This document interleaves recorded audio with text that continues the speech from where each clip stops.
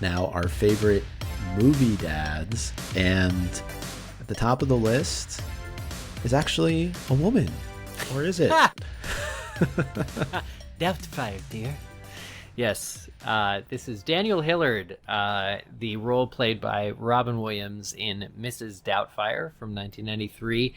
In terms of a father's journey, the movie, while it may be unconventional in its storytelling, and hijinks are absolutely a part of it, just like with some of these other dads we're talking about. Ultimately, the situation surrounding the inciting incident and everything is grounded in the most dire of situations. You know, it's a divorce. It's a messy divorce that's caused by Daniel's inability to be a husband. These other dads that we've talked about, many of them have to balance being a dad, being themselves, their own person, and being a husband. And here's a situation where there's a dad that's failed that. He hasn't failed being a dad. It's never in question that he cares about his kids. But the woman that is the mother to these kids has had enough of his unpredictability, and he has not shown that he can be an adult because he's still too much of a kid. And this situation that he is being torn away from his kids, who he still very much wants to see because of his adult relationship with their mother failing, is such an interesting dynamic to, first of all, see represented. And even though it's comedic, you completely see how somebody with his talents, this was always the only thing they could do if they wanted to see more of their kids, short of, you know, finding some level of reconciliation, which happens at the movie's end. Yeah, this was certainly one of the more iconic movies and performances that I remember from growing up, and Robin Williams did such an amazing job in this role. But I agree with you, Eric. There's nothing more that shines through here than Daniel's love for his children.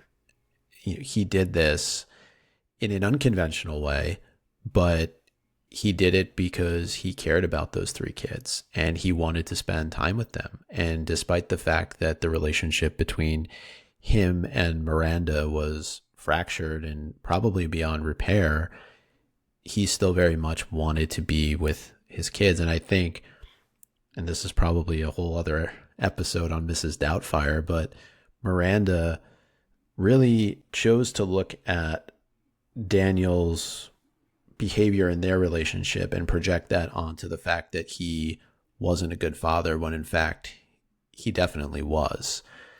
And yeah, it's like what makes a good dad, right? Because a dad has to be a parent to the kid, but also a reliable partner. He wins on the first and fails on the second. And I think that what's interesting about Daniel is, even as Miranda goes and finds Stu, this guy from work played by Pierce Brosnan, total hunk of a guy. I just watched a video on YouTube where Pierce Brosnan was reviewing some of his old roles, and he specifically talked about Mrs. Doubtfire and just the fact that the scene in the restaurant where he's choking on the shrimp, it was really just him and Robin who were shooting that particular scene, because I guess just the way that that particular angle was being shot, you didn't need the rest of the kids present. So there was a lot of like untoward things that were going on, and like Robin had him laughing like for hours on end, and the amount of takes they had to do to get that scene right was some absurd number. But we know just that reminded me. Yeah, that single-handedly prepared Chris Columbus for the millions of takes he needed to do during Harry Potter with the child actors. It's like, oh, don't worry, I've worked with a child, Robin Williams.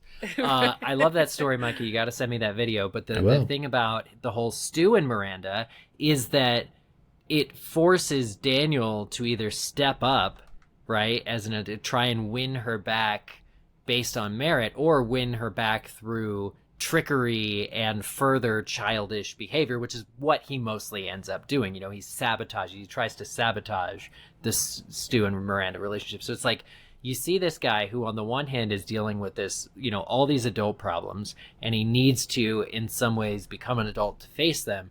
But then you see that angle of like still wanting to be a kid about it and still wanting to be mischievous. And even it's his job that he takes, you could argue, is still bringing about those childlike qualities, right? That he's doing a show initially that, or he's trying to revive a show that was all about dinosaurs, and then he ends up doing a show where he is Mrs. Doubtfire.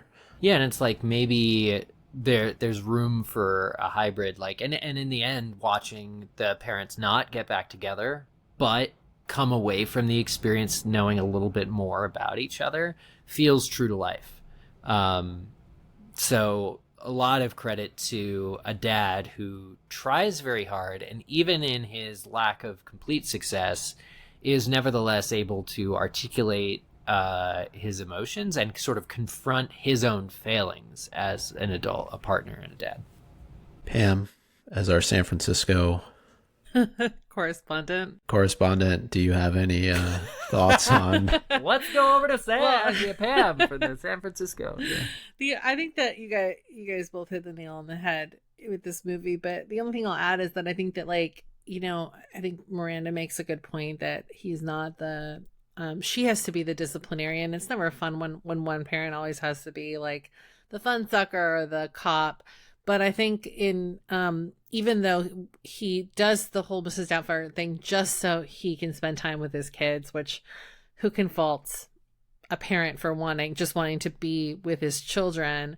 I think that interestingly, a lot of these traits that Miranda feels like he's lacking in, he ends up acquiring as a result of having to pull off the ruse, right? So keeping a house tidy, disciplining the children, making sure they stay on a schedule, having like making sure they're fed nutritious meals, things that he wasn't doing as Daniel, he then does as Mrs. Doubtfire, and at the end of the day, that ends up making him a more well-rounded parent. Embracing the feminine. Mm-hmm. The old English granny. In us all. Quite the opposite of an old English granny. And I put this in here just for fun, but Eric seems to really resonate with you. John McClane. I forgot. Okay, so from Die Hard. You put in John McClane, and I wrote in the document, "Marry me, Micah." Thank you for putting this in here. That offer is still. I don't know if it's legal because I'm already married, but to Meg, quite in Utah, it might be. Or maybe not. John McClane. Let's go to Utah. But yeah, John McClane. This is real quick because there's more evidence for him as a husband than as a dad. He is a dad. Even in the very first movie, he's visiting his wife in California for a Christmas party, and his 2 young children are at home. And the movie is mostly about him rekindling his relationship with Holly. And similar to what we were talking about with Mrs. Doubtfire, he has to confront his own failings as a partner first. And the film, none of the sequels really get into his failures as a parent as much. The 4th one with his daughter does a little bit, and the 5th one with his son doesn't exist. Don't worry, they never made a 5th movie. But I think that because knowing that he has 2 children that are part of his overall raison d'etre for, maybe rekindling his relationship and being a better person, being a better man, being a better husband being the better dad is part of it, is assumed. He can never quite get there, but there's the want, and there are inevitably other things that he's good at, such as killing terrorists. So I really like John McClane. Yeah, like I said, included that one in there just for fun. He did come up in some of the show prep that I was doing. So, well, I'd be interested because also Reginald VelJohnson, who we talked about, Mr. Carl Winslow, and John McClane have an entire conversation in the first Die Hard about their fatherhood, about, essentially their kids playing together on the swing set. So they bond over being a father, and Al Powell is Reginald VelJohnson's character, is his wife is expecting there first. And so they're really, the men talk about their hopes or their regrets or their failings, and it really just drives the plot forward. There's so many other things, these characters, but they are also dads. And yeah. Carl Winslow is also a police officer. Yeah. Look at you connecting the threads. There you go. I justified my love for John McClane making it into this episode. Thank you. Next up, we mentioned Mufasa a little bit earlier on. I think that it's only appropriate that we include at least one Disney character in this discussion. And while we don't get a whole lot of time with Mufasa, he certainly does make an impact as a father figure for Simba in The Lion King. And he leads by example, showing that true strength comes from responsibility and understanding. He sacrifices himself for his son. And I think that's probably the ultimate act that one father can show to a child. What do you think of Mufasa? I think that this is like a great example of like hero worship in terms of like father to son relationships, you know? And also just like, you know, the lasting impact is that like Simba wants to be like his dad. And then he learns not like that. Eventually he learns that he doesn't have to be just like his dad, but he can carry on his father's legacy. And I think that that's the big lesson here. So the most endearing thing to me, and again, it's, you know, their relationship is short-lived, but it's when Simba in the very beginning of the movie wakes his dad up and they're playing together. The playing aspect really always made me, you know, choke up a little bit in my throat, because you see how much this king, who would be, you know, inapproachable to so many people because he's so good at being the responsible leader, can find joy in the childish whims of his kid.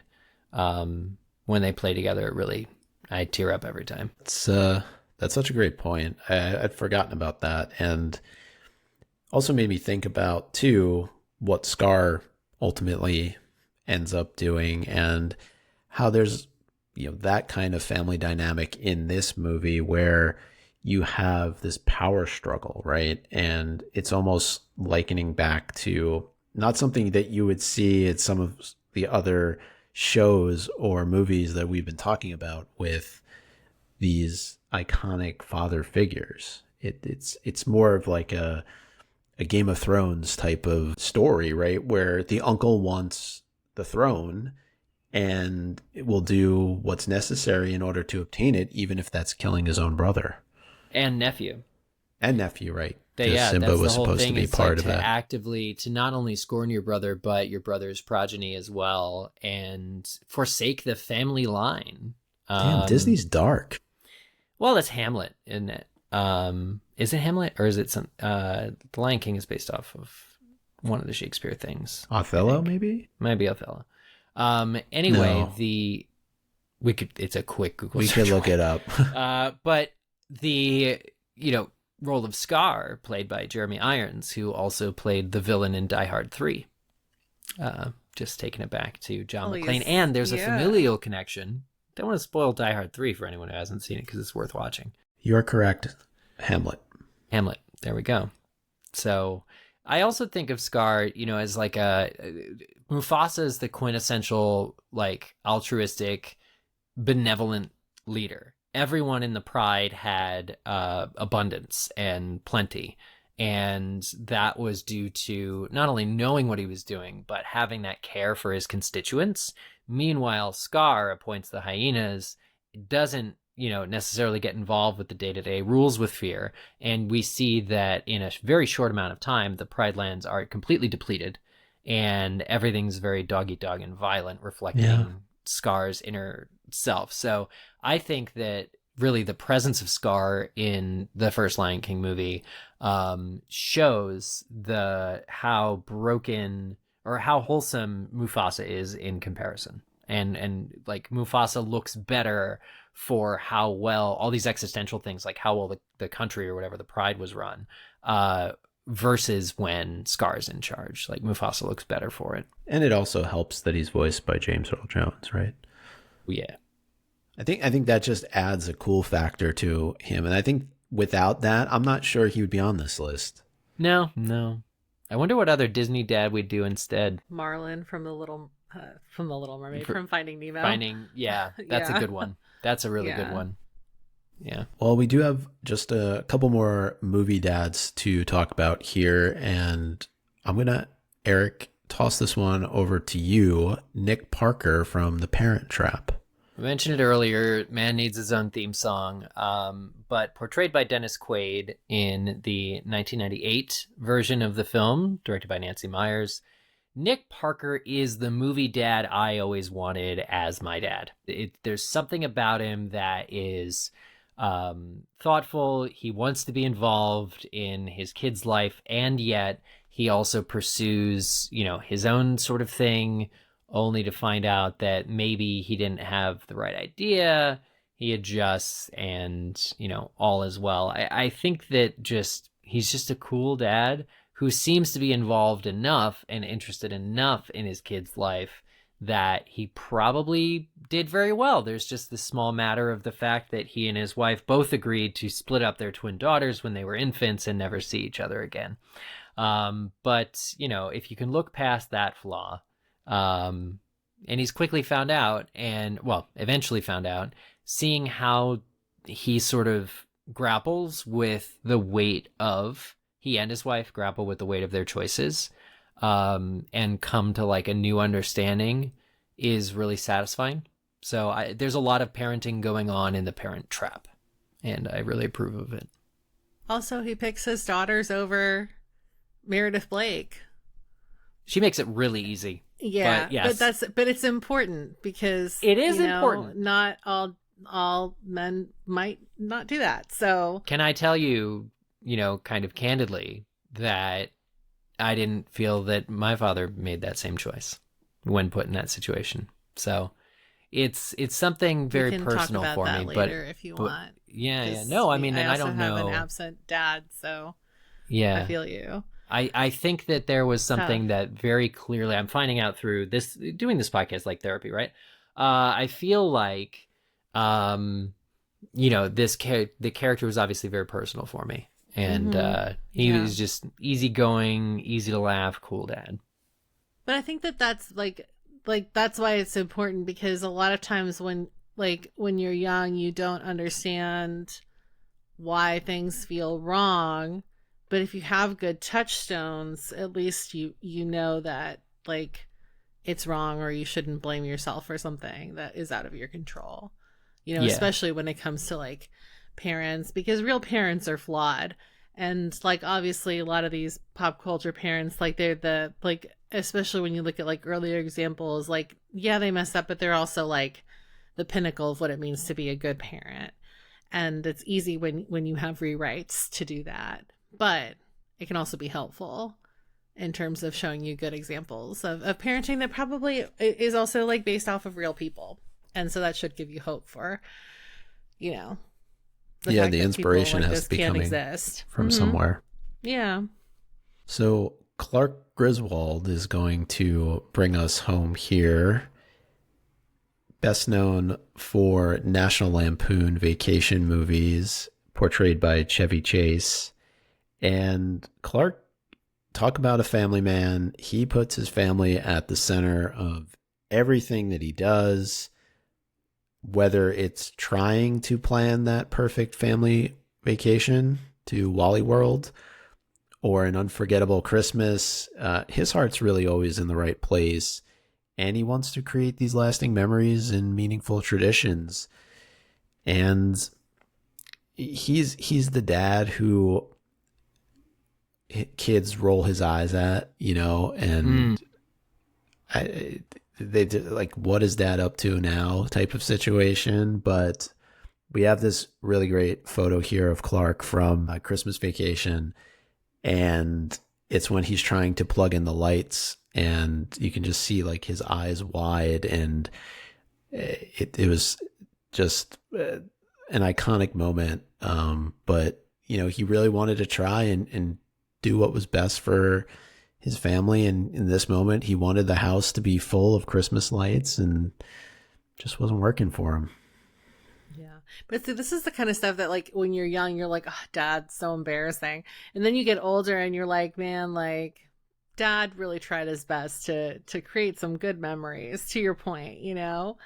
And I think that like that I think that that sometimes is the beauty of coming back to movies like this as like an adult, because when you're a kid you can like laugh at like how he's kind of like a silly dad and he's never quite getting it right, and maybe you resonate with like, you know, the kids being like, oh, if that was my dad and he was like trying to draw attention to our house out of all the other houses on the block, I'd be like, yeah, I don't live there, like don't Yeah, claim yeah, this yeah. dad. But Embarrassing. yeah, and then you get older and you watch and you're like, you know, like he was just trying to do something good, something nice, keep the family together. Like to Micah's point, make these like long lasting traditions and memories and stuff like that. And I think there's something really wholesome about that, about being able to come back to things as an adult and having a new perspective on it.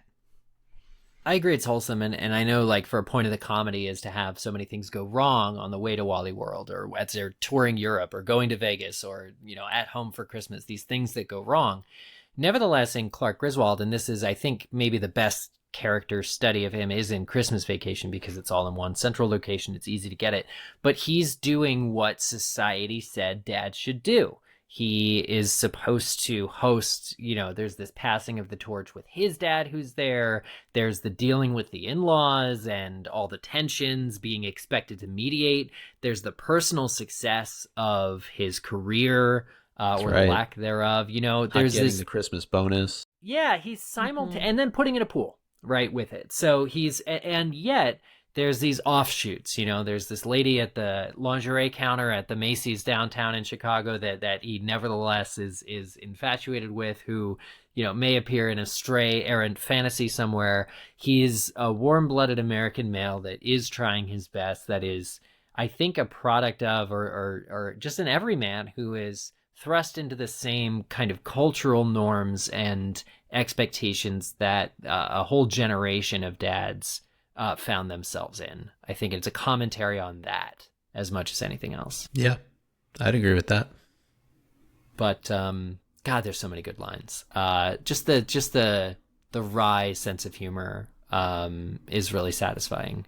Like, don't piss me off, Art. You know, so it's fun. And he's pretty, at times, I would say, ignorant to what's happening around him, especially with his neighbors. You know, I don't think he knows how much he's aggravating them, or, you know, because he's just trying to do what's best for his family.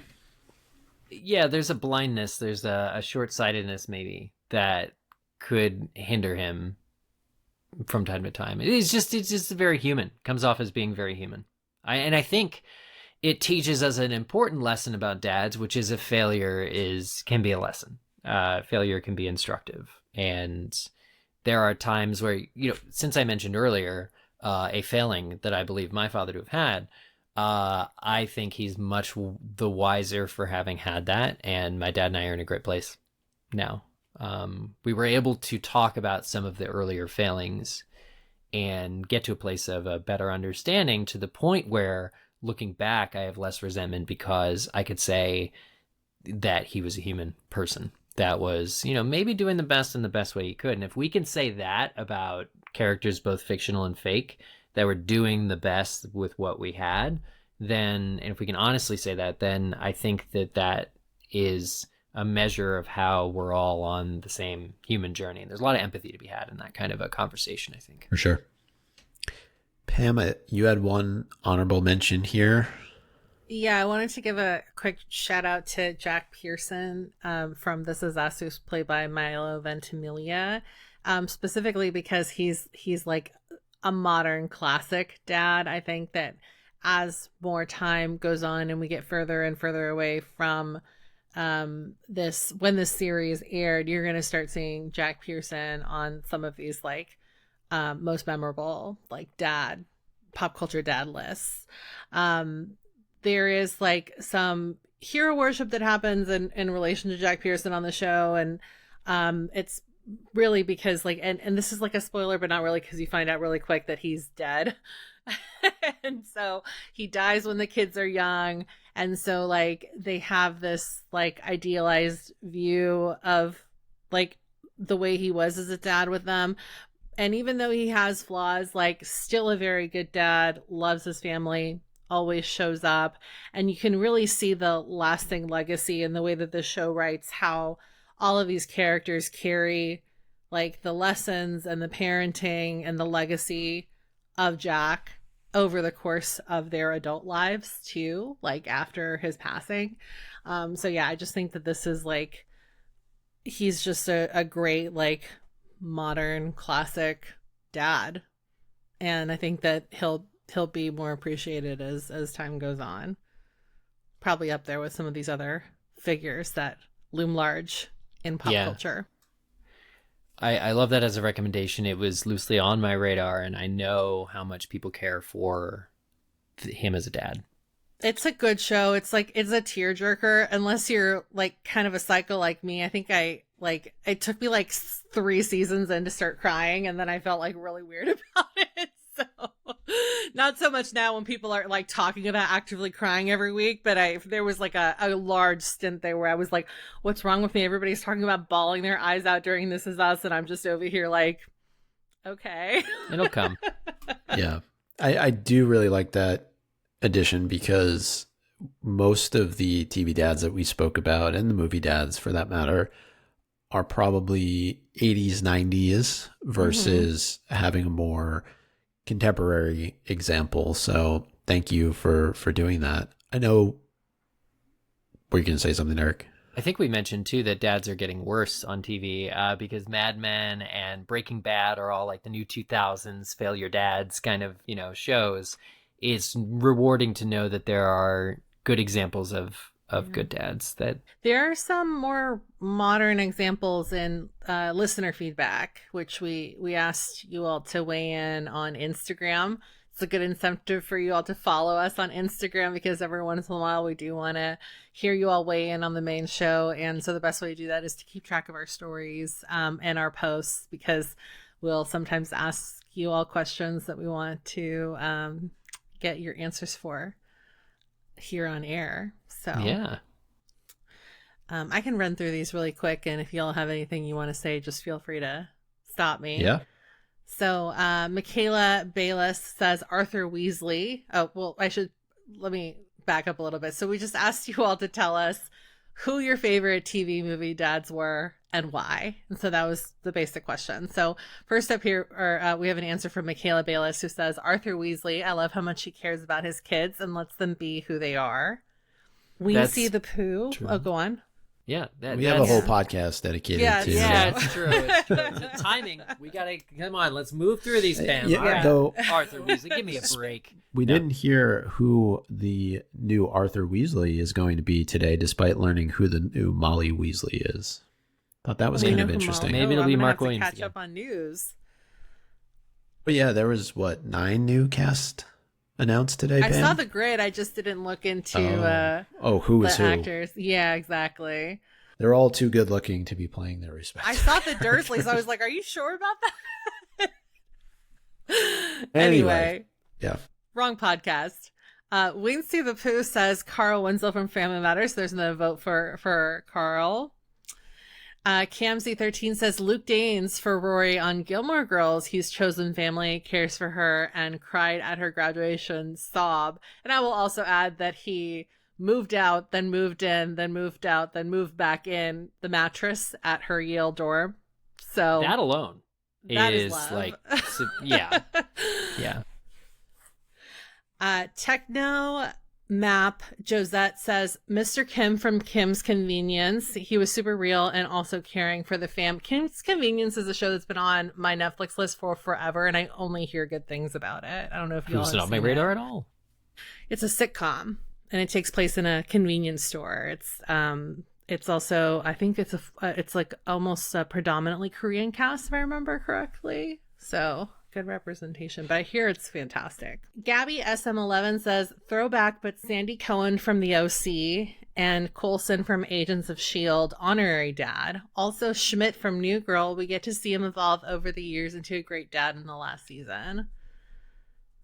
Yeah, I definitely agree with Sandy Cohen from the OC. That was a show I watched when I was in college, and it's another situation where taking in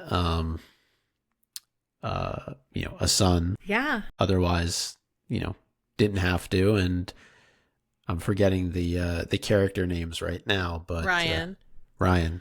Okay. Yeah. And then finally, Emma Dunoon says Phil Dunphy from Modern Family.